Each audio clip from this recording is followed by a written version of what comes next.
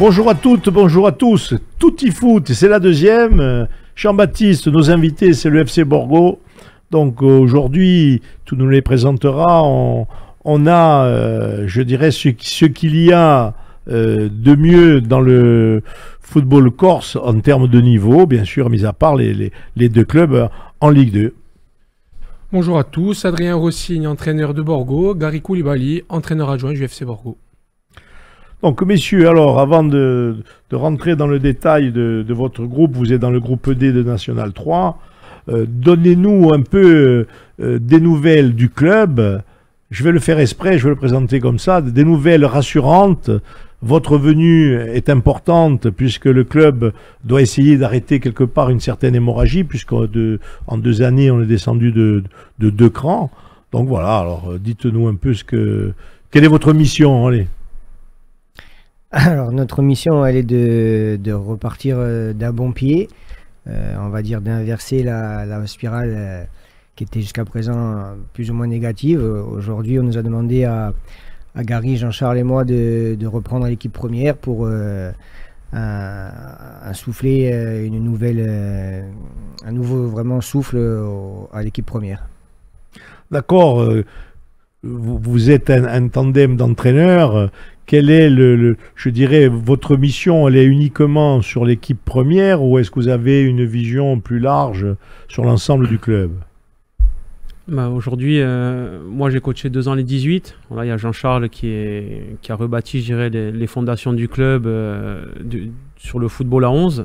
Et la volonté d'avoir Adrien aussi avec nous, on travaille en trio. Donc, comme l'a dit justement Adrien, on a vraiment un œil pour restructurer l'équipe première, mais c'est vrai qu'il y a plusieurs passerelles avec l'équipe réserve, avec les 18, avec les 16, où on a un visu quand même assez pointu, et ça nous permet justement de travailler dans les meilleures conditions pour savoir qu'aujourd'hui on a de la cohérence sur les entraînements, sur les entraîneurs qui sont définis dans chaque catégorie, et s'il y a besoin de s'appuyer sur l'équipe première, justement, ils ont cette passerelle où ils peuvent venir, notre porte est toujours ouverte, et on travaille vraiment tous les trois en harmonie, quoi. Alors, côté sportif, on va dire une victoire à domicile, une défaite. Pour l'instant, le début du championnat est, on va dire, normal, on va pas dire équilibré. Normal, oui. On a une première défaite à l'extérieur avec un goût amer, mais bon.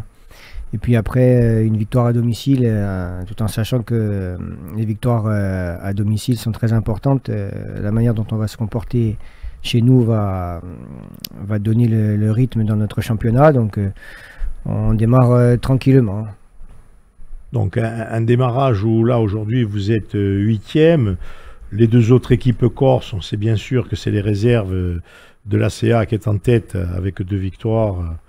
Et le Sporting qui est juste devant vous, je pense au goal average, ou peut-être même pas. Oui, je pense. Voilà, donc ce groupe-là, comment il est ce groupe? Comment vous le voyez? Comment vous vous jaugez? Et votre groupe à vous maintenant, comment il est? Alors, sur le groupe du championnat, c'est vrai que c'est des équipes homogènes. Là, on apprend à les connaître au fur et à mesure du début de championnat, hein, parce qu'on le sait, il y a les 2-3 premiers matchs, on se jauge, on instaure quand même une base solide pour pouvoir perdurer dans le temps. Et après, sur notre groupe, en termes d'effectifs, déjà, on avait la volonté de démarrer le championnat avec un effectif arrêté. Donc on a dû combattre, mais on est arrivé à nos fins, et ça c'est important de pouvoir bien travailler avec un groupe déjà construit quand le championnat est lancé. Donc en parlant du championnat, donc, vous avez gagné 1-0 à domicile contre Wassel. Jean-Baptiste va peut-être nous parler maintenant de la prochaine journée. La prochaine journée, ça va être pour le FC Borgo, le déplacement à Chatou. Ce match, ça peut être... pour rentrer dans une dynamique positive, si vous vous imposez, c'est une victoire à prendre, déjà sur le plan comptable, mais aussi psychologique, et pour prendre les points le plus vite possible. Déjà, on va aller à l'extérieur dans l'idée de prendre des points, donc que ce soit 1 ou 3, il va falloir lancer une dynamique positive. Donc, de toute façon, quel que soit l'adversaire, on part dans l'idée de faire un résultat. Après, on ne fera pas la même erreur qu'à l'INAS. Si le match nul se décide et se dessine, plutôt, peut-être qu'on se contentera de ce point-là. En tout cas, quand on voyage, l'idée est de prendre ne serait-ce qu'un point. Plus, Oui. c'est des championnats de National 3 où on s'axe beaucoup sur le physique, dans l'impact, dans le jeu. C'est un compromis à trouver avec de la technique et surtout beaucoup d'impact physique. Ben, les équipes que l'on vient de rencontrer avaient ce profil-là. Des infos que l'on a eues, le groupe est un groupe plutôt avec des équipes qui donnent beaucoup d'importance à l'aspect physique, un jeu plutôt direct. Donc c'est pas du tout notre manière de jouer, la constitution de notre effectif. Donc ça peut être aussi un avantage. On essaie de se servir de nos forces pour justement contourner ces forces adverses qui sont dans l'absolu souvent les mêmes sur les groupes, sur les équipes de Normandie et même les 3 équipes de Paris sur ce qu'on a vu, voilà, des profils similaires. Alors, pour revenir un peu là, sur la vision technique des rencontres, si j'ai bien compris, il faudra prendre les enseignements de la première journée, ou quelque part, c'est un match qui était largement à votre portée, du moins pour avoir le nul. En voulant avoir plus, ça a eu l'effet inverse. C'est ça, en gros. C'est la leçon à retenir de cette première journée, si j'ai bien compris. Oui, c'est ça, c'est exactement ça. Après, comme l'a dit Adri, on a démarré fort. Sur les premières 20 minutes, je crois qu'on a 3 situations vraiment dangereuses et on marque ce but. Et après, sur un fait de jeu, il y a un penalty qui est sifflé, qui remet l'équipe, je dirais, Oui. dans de bonnes conditions, parce qu'ils étaient vraiment la tête sous l'eau. Et dans la lecture, c'est vrai qu'à un moment donné, on aurait dû être peut-être un peu moins euphorique, de se projeter et de se contenter du match nul. Mais encore une fois, il faut que ça serve de leçon pour les prochaines rencontres. Mais bon, le groupe, quelque part, que vous avez laisse augurer, je dirais, une capacité à pouvoir justement inquiéter et répondre en fonction du scénario. Donc c'est un groupe que vous sentez, si j'ai bien compris, et ce qu'on a vu aussi, qui a des capacités pour vous maintenir déjà. Je pense que c'est l'objectif premier. Oui, l'objectif premier déjà est de bien figurer et donc d'abord de se maintenir. Après, les joueurs que l'on a sont des joueurs à vocation offensive et technique. Donc on a une équipe joueuse, mais qui est très jeune. Donc voilà, comme on vient de le soulever, parfois il faut calmer cette fougue et se projeter, c'est trop tôt, mais voilà, on est très satisfait du visage que les garçons renvoient et je pense qu'on sera en mesure de produire en tout cas notre jeu au fil des rencontres. Et pour finir sur ce championnat de National 3 groupe D, l'ACA va recevoir pour le prochain match Saint-Ouen l'Aumône et le Sporting va recevoir Dives Cabourg qui est 3e de son championnat de National 3 groupe D. D'accord, alors tu veux... On passe directement à l'autre groupe de National 3 où sont le Gallia Luciana, Corté et le Sud FC. C'était le derby ce week-end entre le Gallia Luciana et Corté. Le Gallia qui s'est imposé 3-0 sans compromis contre Corté. Deux équipes qui se connaissent bien dans ce championnat. Quelle vision tu as, Adrien ou Gary, sur ces deux équipes qui se sont rencontrées, mais qui se connaissent bien, mais sur le résultat, il n'y a pas eu de compromis, quoi. Oui, après, on regarde les résultats tous les week-ends, c'est vrai, de ce que font les autres équipes. Après, sincèrement, ça reste secondaire. Nous, on est vraiment focus sur notre équipe et notre championnat, c'est ce qui nous intéresse. Mais au regard du résultat, c'est vrai qu'on s'attendait peut-être à quelque chose de plus serré, mais ça reste deux équipes corses avec un fort potentiel et de très bons joueurs. Ensuite, c'est le Sud qui s'est incliné face à la réserve de l'Olympique de Marseille, 4-0. C'est la deuxième défaite du Sud dans ce championnat qui est la lanterne rouge de ce championnat de National 3 groupe J. Oui, donc cette équipe du Sud qui, je dirais, a eu 2 défaites. Enfin, je pense qu'il est un peu tôt pour tirer un peu des plans sur quoi que ce soit de championnat. On verra bien par la suite. En tout cas, dans le Gallia Luciana, par contre, 2 victoires euphoriques en ce début de saison. Avec, Après, comme tu l'as dit, leur ami de Corté, parce qu'on sait que les deux clubs, les présidents sont proches, avec les autres aussi, mais bon, un match où le Gaïa Lucian a eu à cœur d'arracher la victoire avec 3 buts. Mais le Sud, après pour en revenir un peu sur le Sud, et il avait dit la semaine dernière, David Carré, où il avait dit que c'est une équipe qui découvre ce championnat, qui n'a jamais encore joué dans ce championnat, et il va falloir un temps d'acclimatation. Certes pas trop long, mais que c'était entre guillemets un peu normal au début pour cette équipe qui connaît ce nouveau monde qu'on peut dire semi-pro. Allez, National 2, maintenant le groupe C, avec les équipes corse, le FC Balagne et Furiani et Agliani, où tu vas peut-être nous donner un peu des... Oui, parce que Furiani s'est imposé 2-0 face à Beauvais, qui les place 6e sur le classement. Et le match du FC Balagne, qui devait se déplacer à Chambly, a été reporté parce que tout simplement le bus du FC Balagne pour aller à l'aéroport est tout simplement tombé en panne. Ils n'ont pas pu prendre le vol pour aller à Chambly, et donc le match est reporté, mais qui reste quand même 4e, le FC Balagne. Alors, qu'est-ce qui se passe, je vous pose la question. Quand il y a un véhicule qui tombe en panne comme ça, c'est forfait ou c'est reporté? Qu'est-ce qu'il dit le règlement? Est-ce que vous connaissez le... C'est quand même... Si on en fait part de suite à la Fédé sur l'instant du problème, normalement ils sont compréhensifs et ils mettent en place un calendrier modifié pour que la rencontre ait lieu assez rapidement. Il y a toujours des impondérables, que ce soit les avions ou les bus. Puis surtout nous, les tributaires des transports, plus que les autres. Là, surtout en début de championnat, il n'y a pas de quoi empêcher la Balagne de jouer son match dans un autre temps.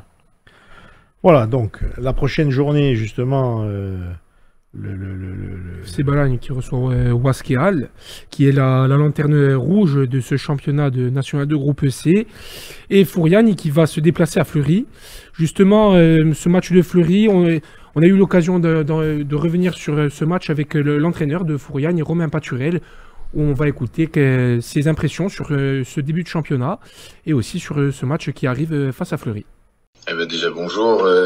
Écoutez, voilà, c'est un début de saison moyen de par notre résultat à l'extérieur. Pour le moment, on a réussi à faire le plein à domicile en réalisant 2 prestations assez solides. Mais c'est vrai que sur le classement à l'Île-Rousse et sur le derby, on a été défaillant en termes de production et aussi au niveau du résultat. Donc voilà, c'est un début de saison moyen pour le moment. Et pour réussir à bonifier ce début de saison à domicile, il faudrait qu'on soit capable de faire une bonne performance à l'extérieur. Et voilà, on a un déplacement qui se profile vendredi. Oui, on va pouvoir se situer. Là, on a 3 matchs qui se profilent, qui vont être intéressants pour nous, avec le déplacement à Fleury puis à Bobigny dans 18 jours maintenant. Entre deux, il y aura la réception de Fény. Donc c'est vrai qu'au bout de 6 matchs, on pourra commencer à se situer dans ce championnat. On va affronter une très belle équipe du championnat national 2 qui a fini 2e juste devant Furiani la saison dernière. Ça fait plusieurs saisons qu'ils terminent à cette place-là. On connaît leurs objectifs. On connaît aussi la qualité de leur effectif. Ce sera un match très intéressant et très excitant à jouer. Bien évidemment, on y va avec l'ambition de ramener un résultat positif pour pouvoir bonifier ce début de saison qui est moyen pour le moment en concrétisant quelque chose à l'extérieur. C'est le bon endroit. Ce sera un match serré avec des moments importants, des tournants à chaque moment du match, mais à nous d'être cohérents par rapport à ce qu'on va proposer, de bien le préparer et d'arriver à Fleury avec toutes nos armes et toute notre ambition. Voilà, c'était Romain Paturel, le coach de Furiani Agliani, et on peut directement enchaîner avec la Ligue 2. Ouais, mais avant de passer à la Ligue 2, je voulais quand même un peu poser encore une petite question à nos invités concernant ces championnats de National 2, National 3, où on voit quand même...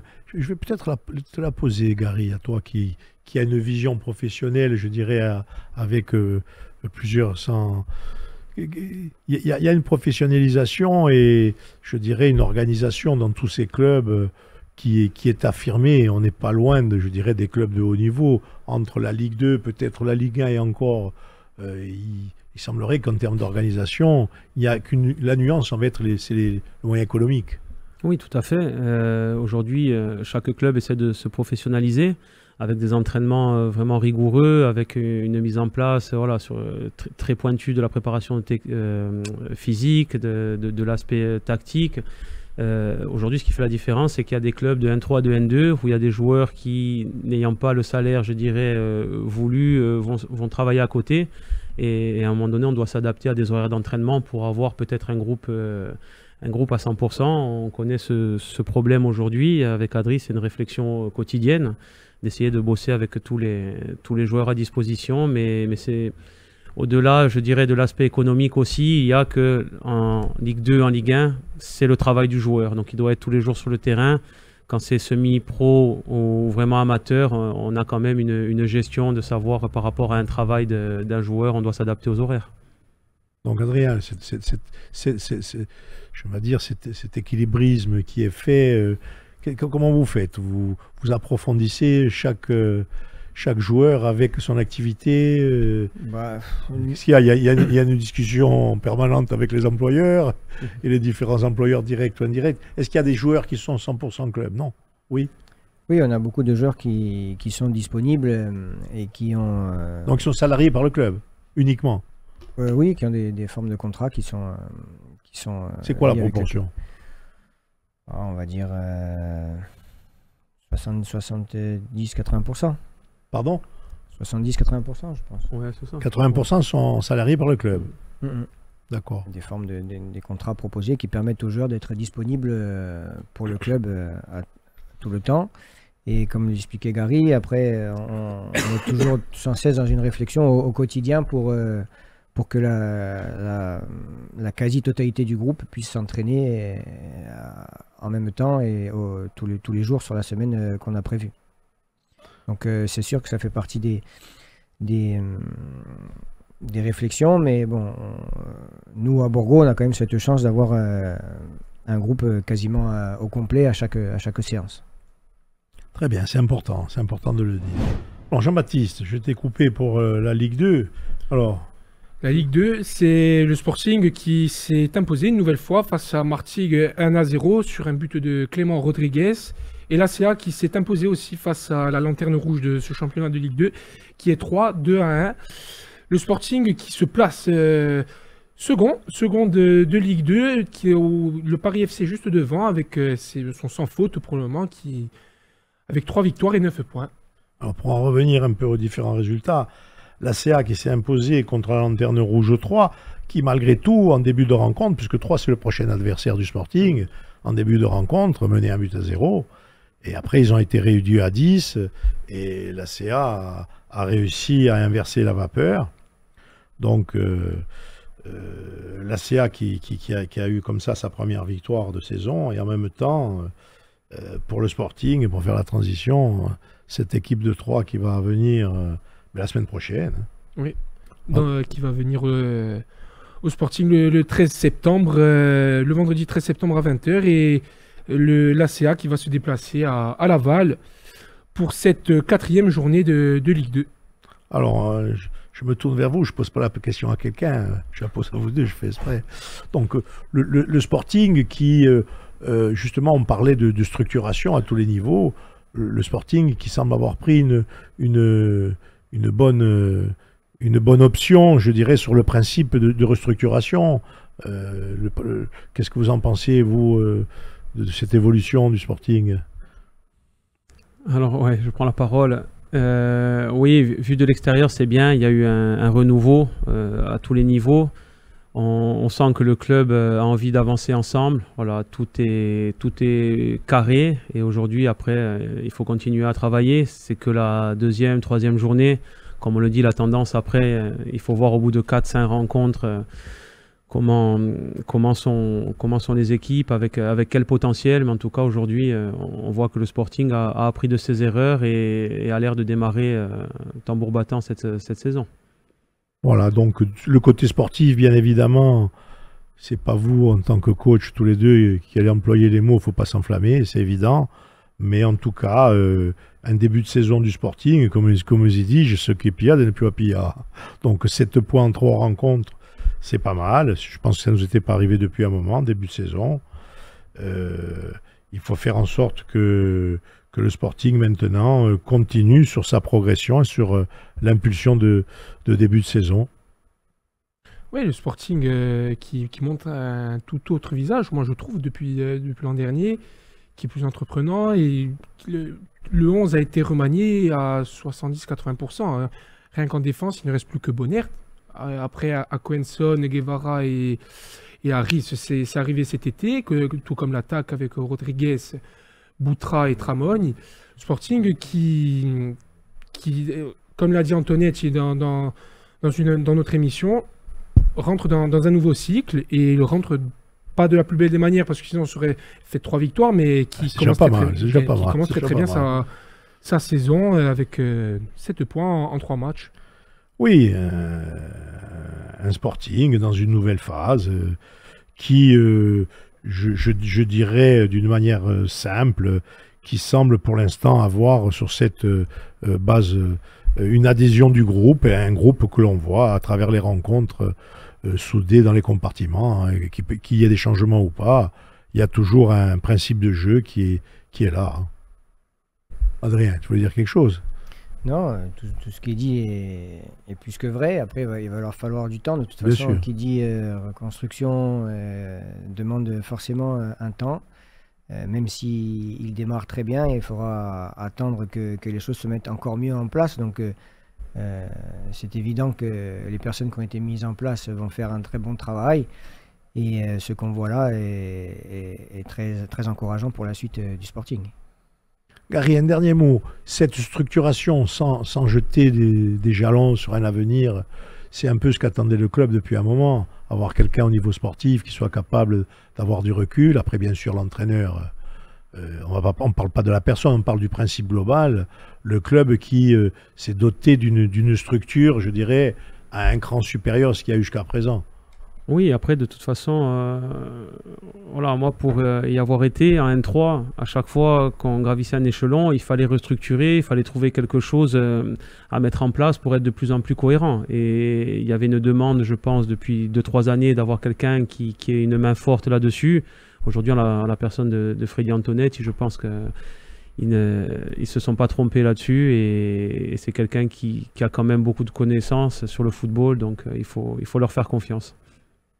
Voilà, mais écoute, Jean-Baptiste, je pense qu'on a fait le tour un peu des différents clubs qui ont vu leur championnat commencer. Déjà, remercier nos invités. Que dire sur les journées, pas les journées de foot, l'avenir de Borgo? Qu'est-ce qu'on peut dire un peu là, globalement? Qu'est-ce que le trio que vous êtes avec le président, c'est quoi vos objectifs premiers?